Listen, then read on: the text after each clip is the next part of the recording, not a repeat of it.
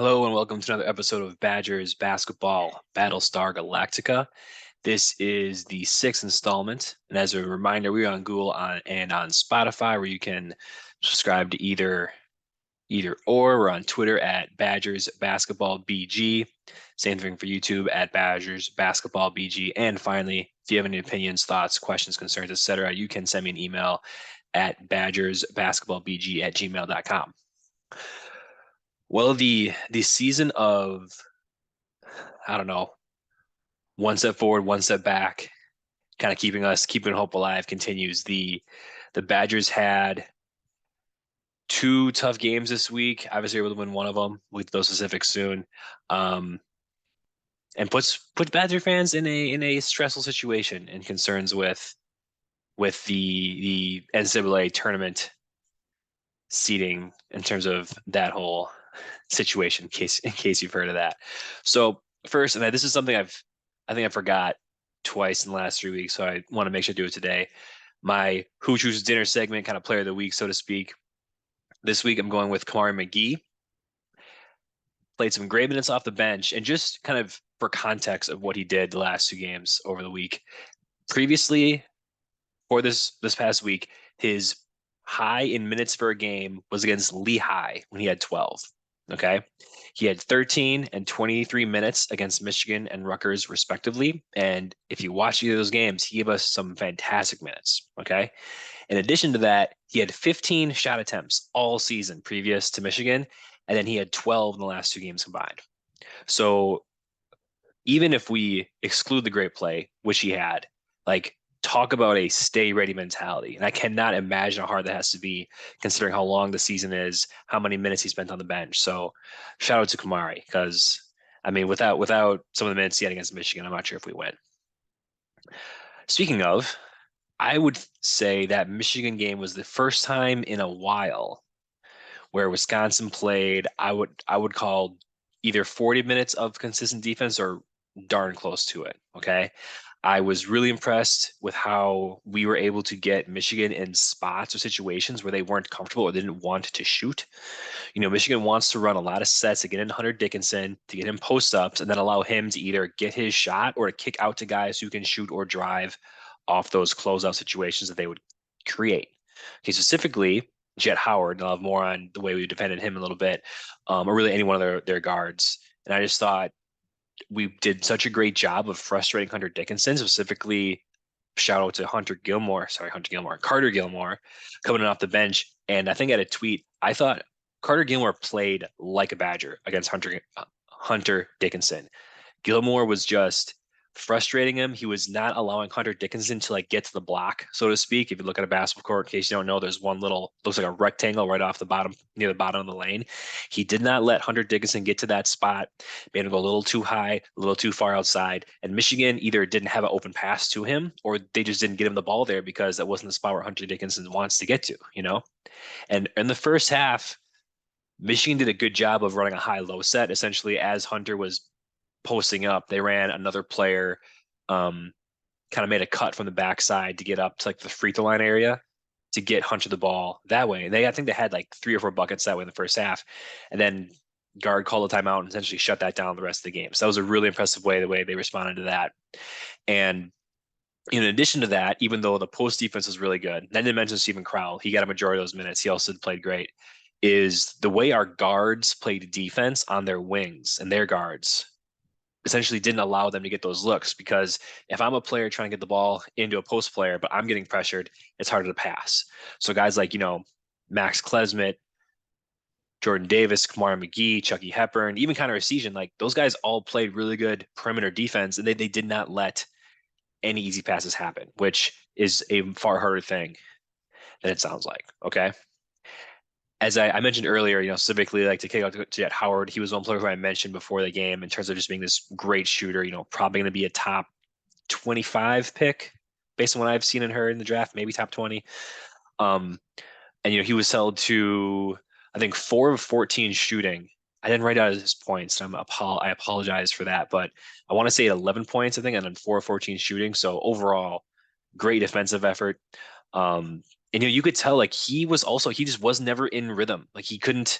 catch and shoot. He wasn't able to like catch the ball, rip through, take one or two dribbles, and pull up. He didn't really get many layups. So just the team's help defense was fantastic. And I thought Max Klesmit specifically did a great job. I know he called, not called, he drew one charge, I know. And if you watch the replay of him on that play, he essentially they're trying to get it into Hunter Dickinson. So he sprints over backside to be there for help.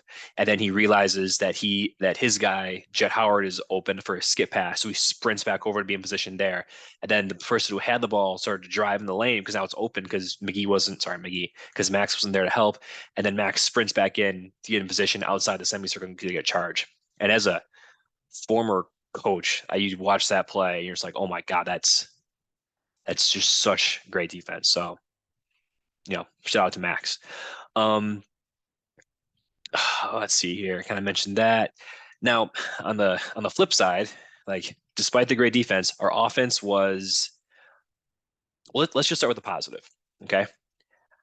I've said a couple times in this podcast, I didn't say it strongly, but I did say that I wouldn't be upset if Connor Essegian got more shots off the dribble. And wow, did that work out against Michigan. He had a career high 23 points with only going 2 for 7 from the 3-point line. If you would have told me that a month ago, even 2 weeks ago, I'm not sure if I would have believed it could have happened. But I think he was 4 or 5 from two, 9 of 10 from the free throw line. Just sign me up for that, right? Like that was awesome to see. Speaking of the free throw line, they were 14 of 18. I like the attempts, like the number of attempts, and I like the percentage. That is something. If we did that more consistently, we got multiple more wins from previously this season. So way to go, fellas, from there. And also, one thing that I think's been lost with this team is, I think one thing that was always mentioned a lot was the way Wisconsin played offense. Now, seldom they turned it over. And there have been some years in the past, because Greg Gard has sped up the tempo a little bit compared to Bill Ryan. And there's been some years where Wisconsin will average like 10 or 11 turnovers. Actually, I'm not sure if they've ever got to 10 or 11, but then maybe like partway through the season they're there, but it shortens down by the end of the year. But they only had 4 against Michigan, which even for some of those great Bill Ryan teams, like 4 is a great number. And I think they needed it, right? They didn't have many turnovers to give. And then they also, seemingly out of nowhere, had 15 offensive rebounds against Michigan compared to their 8. Didn't see that one happening. It did seem like in previous games when a shot goes up, we essentially just retreat. And the last couple of games, it does seem like Wisconsin, while they're not crashing the boards, it's almost as if they kind of told the guys, hey, if you're in position where you could get offensive rebound, don't leave yet. Just stick around a little longer. And because against Rutgers too, I'll get to their stats in a little bit. Like they've done a good job on the offensive glass last couple of games. And lastly, for an offensive positive, we outscored Michigan 28-26 in the paint, which I thought was wild considering, I mean, I think depending on what your definition of a layup or paint shot or close shot, we're going to classify it as, I had us for roughly 12 missed layups or like shots at the rim.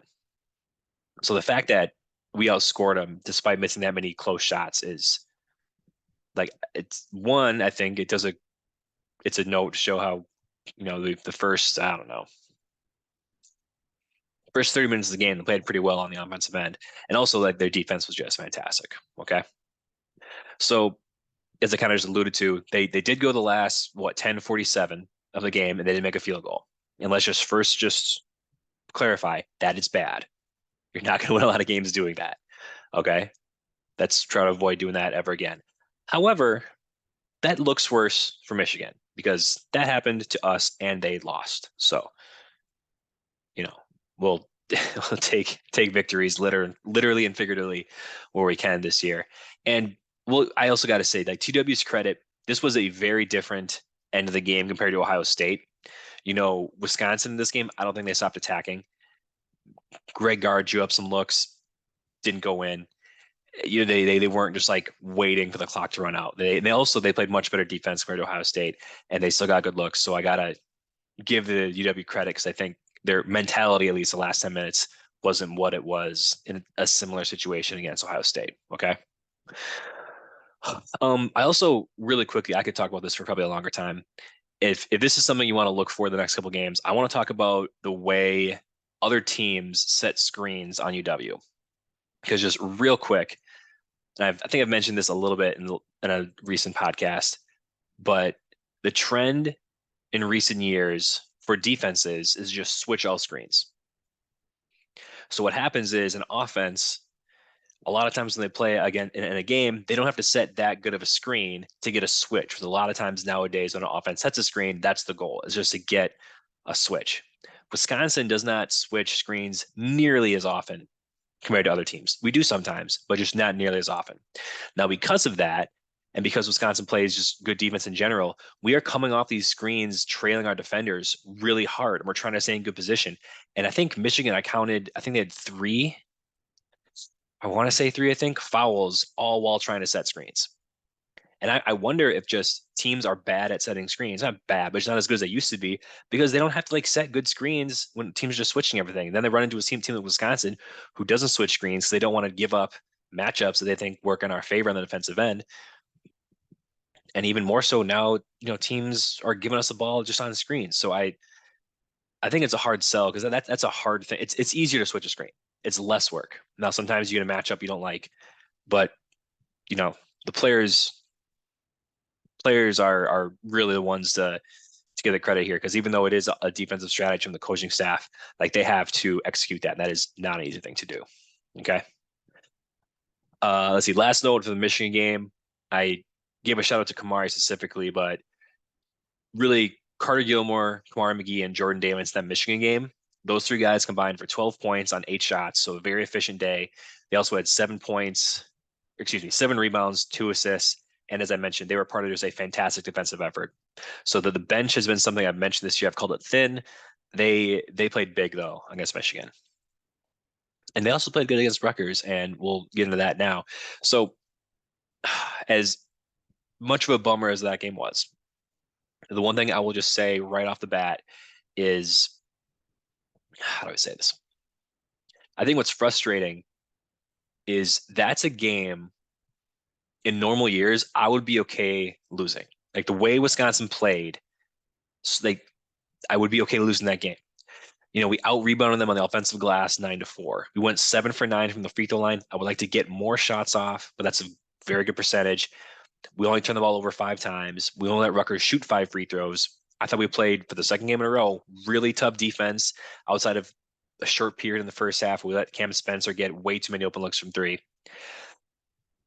The problem is right now we don't have like games to lose. Like we're not, this isn't a situation where we're comfortably in the tournament or comfortably have a good seating in the Big Ten.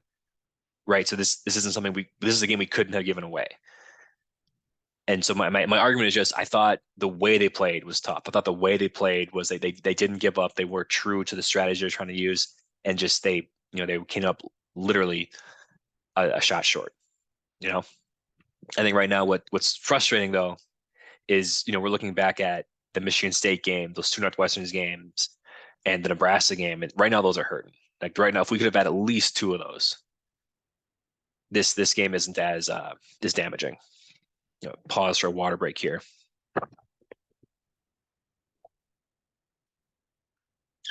All right. On to some specifics though. The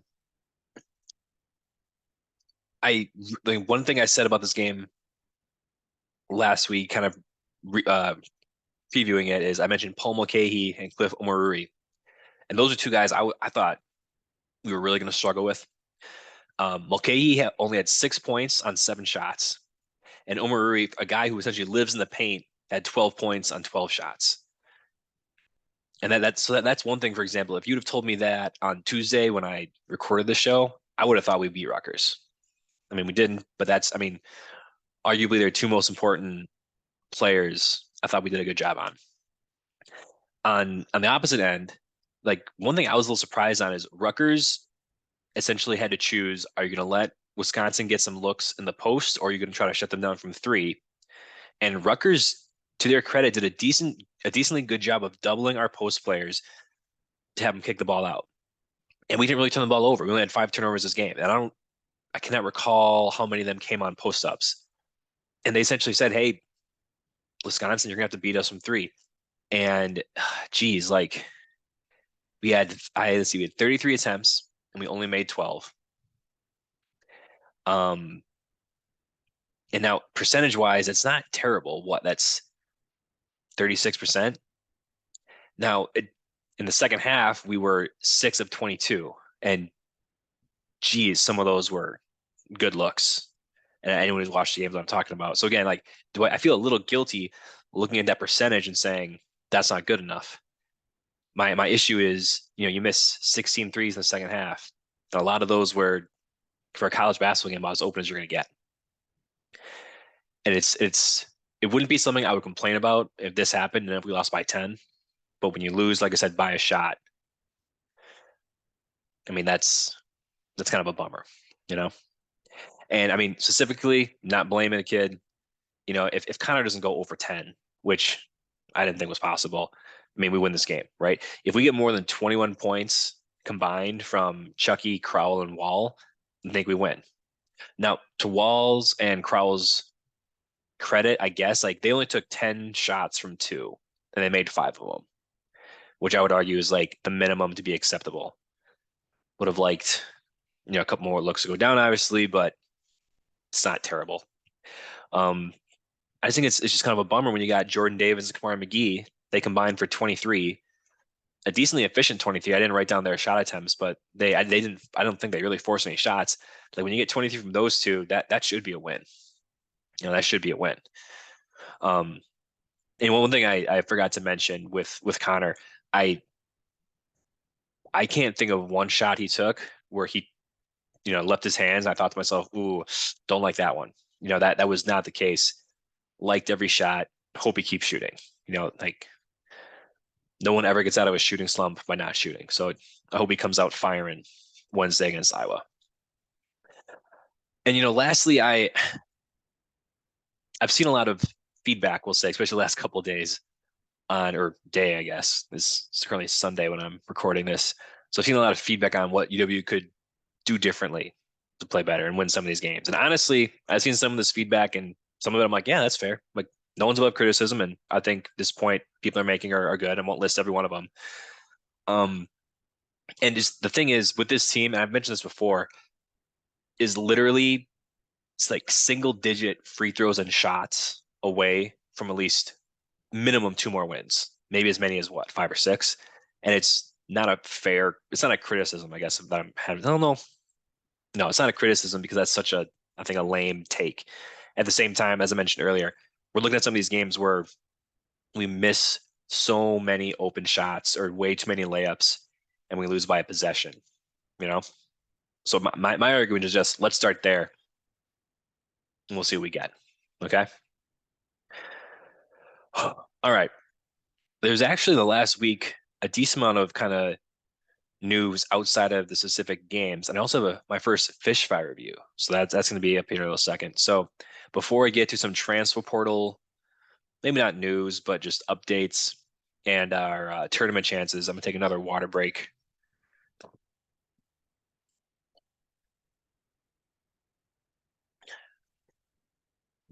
All right. So first, as I mentioned, the transfer portal, sure, we'll call it news. Greg Gard, I think it was after the Michigan game, was asked a question about the development of Chris Hodges and Marcus Ilver, which I thought was an interesting question that kind of caused this response. But Greg Gard said, and I quote, I think we have to add depth regardless. I'm not naive. We have to get bigger, more experienced, stronger, more athletic. That'll be addressed down the road. And he went on to say, I'm not going to address transfer stuff during the season, etc. And so, to be fair, before people look into this too much, he essentially right after he said the quote I mentioned, he credited both Hodges and Ilver for having good days in practice and having days where they look Big Ten ready. Okay, I think to me that's like, all right, those guys need more consistency. And I don't think it would be fair for me to speculate who we might go after in the transfer portal, nor would it be fair for me to speculate who might transfer out. So I'm not going to do that. What I will say is I'm happy to hear this from Gard, right? I think a lot of times fans get in their head that coaches aren't aware of certain things, which is I think is a little ridiculous in the first place. But it is nice to hear him say it publicly. And also like, and I mentioned this in either the last podcast or before. Like in a perfect world, we're gonna get a good forward or center, or worst case like a big wing in the portal after the season, right? Because we clearly need the depth. We need someone with experience, and ideally someone with some physicality to kind of help out that front court with giving us some minutes when we need guys that can give us a little more, whether it's rebounding, whether it's hitting down shots, whether it's having a post presence on the offense defense end. So wanted to give that update. And once the season's over and we start hearing some rumblings, who's on campus or visits, I'll definitely keep everyone updated as I can. On to tournament news. Now, I think last week my comments, like I thought if Wisconsin didn't go 2-0, we might, for all intents and purposes, be out.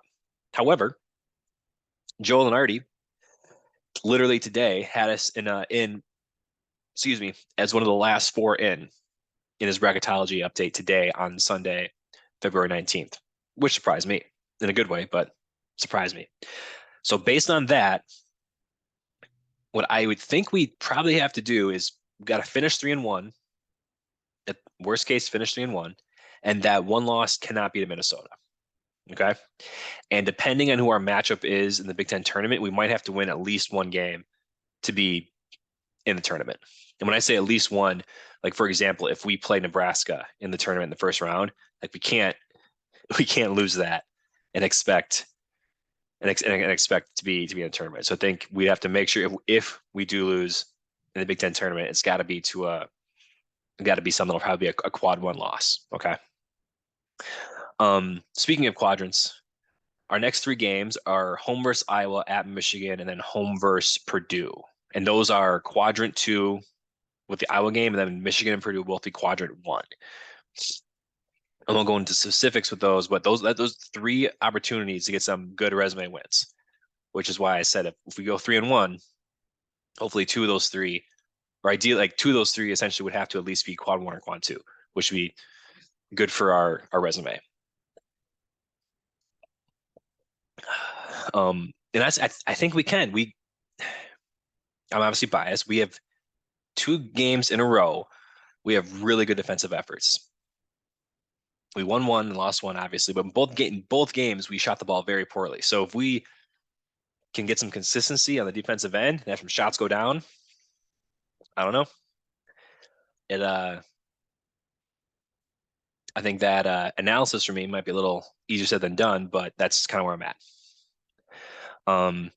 In case you're someone that wants to know what teams we might want to lose to help our chances, I wrote down a few here based on Lenardi.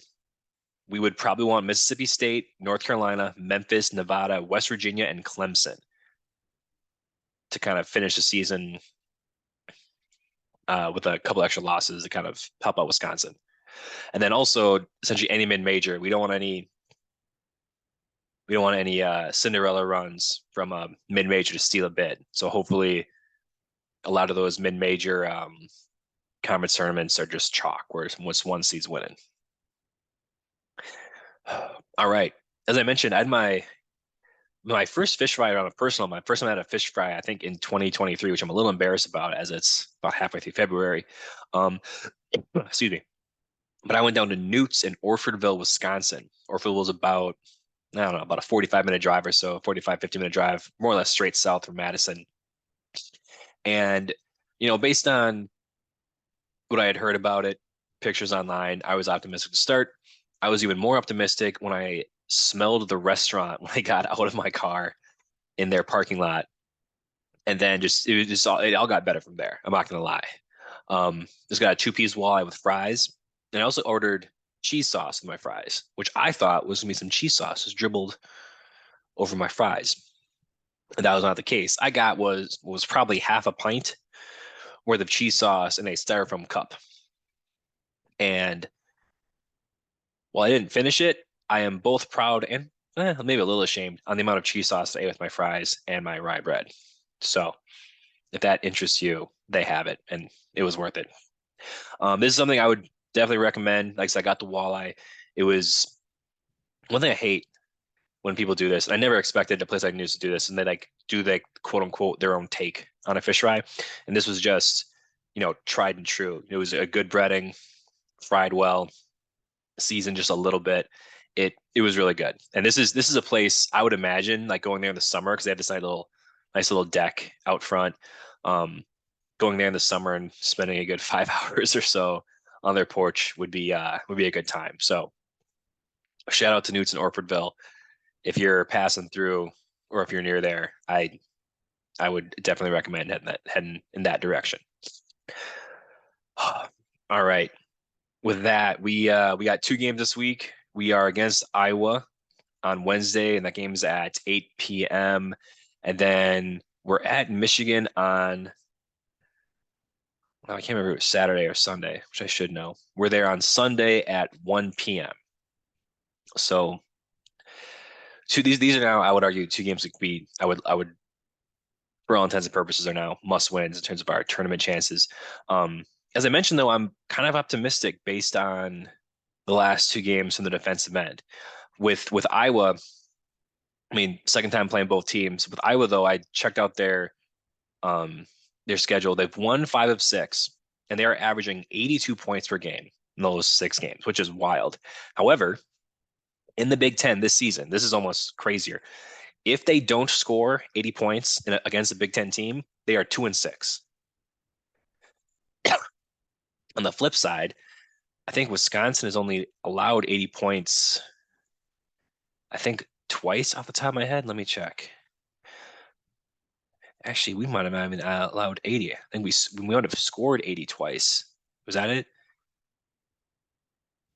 That looks to be it. Yeah, so we've only scored 80 points twice this season against Marquette and against South Dakota. So we've never even allowed 80 points. Now, again, I don't want to make it sound like we only got to do one statistic to make us win, but that's a cause for optimism. Okay. And additionally with Iowa, so they're only making about 8 threes a game and shooting about 35% from three, which I thought was a bit low for Iowa. But the thing is, Iowa plays, I think, deceptively fast. I say deceptively because they're not a team that's going to get out and run, just beat you down the court. It's just they have so many guys that can get the ball, get to their spot, get a good shot off. It doesn't take them long to do it. So they just get a lot of possessions. You know, say what you want about Fran McCaffrey, like he's a good offensive coach. All right, I can say that confidently. Um, so with Wisconsin, like, can we just make them work really hard on defense? Excuse me, well, we're on defense, so they're on offense. And can we just have a decent shooting game? Because that's the case. Like I said, based on that 80 number, like I'm optimistic. We're gonna have to make Murray work, right? That's not a guy you can let just get comfortable because he's averaging over 20 points a game. So if you let him in comfortable, he'll go off. And I think we're gonna have to do a better job against I was second and third leading scorers, which surprised me, are Philip Rebraca and Tony Perkins. Did not expect that this season. All right. Now, Rebraca the first game had 10 and Perkins had 17 first time we played them. So I think we're gonna have to hopefully combine them. They can be those two combined have less than, we'll say, 23, if you want to put a number on it. Um, which I think we can. I mean, Crowell the first time around, I remember he had foul trouble. He didn't get as many minutes. So between him and if Chucky and McGee have a game at point guard, it's doable. Okay.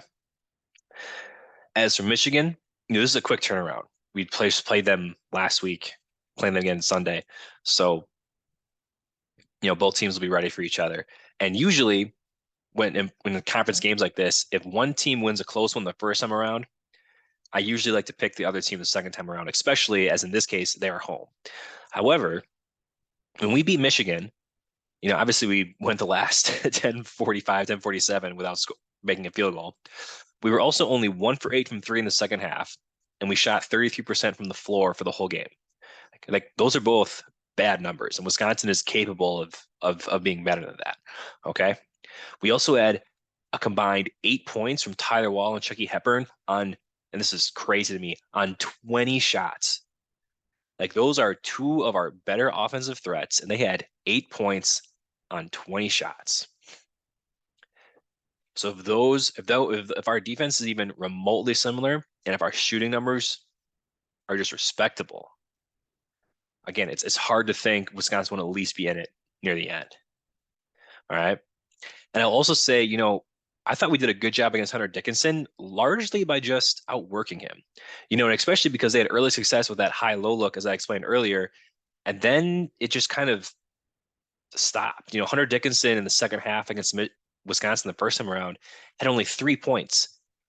He didn't even make a field goal. He went 0 for 3 from the floor in his second half, and his 3 points came from the free throw line.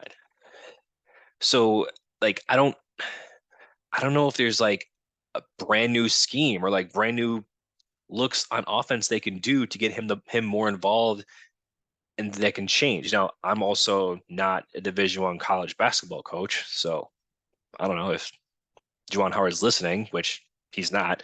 I'm sure he would say, "Well, Will, you don't know what you're talking about," which compared to him is totally fine, right? Um, the only thing I will say is maybe their guards and wings could look to drive or be a little more aggressive because, like I said, we did a good job not giving them good looks inside. So maybe if they just rip and go and try to get looks there, like maybe that would be the first thing I would say.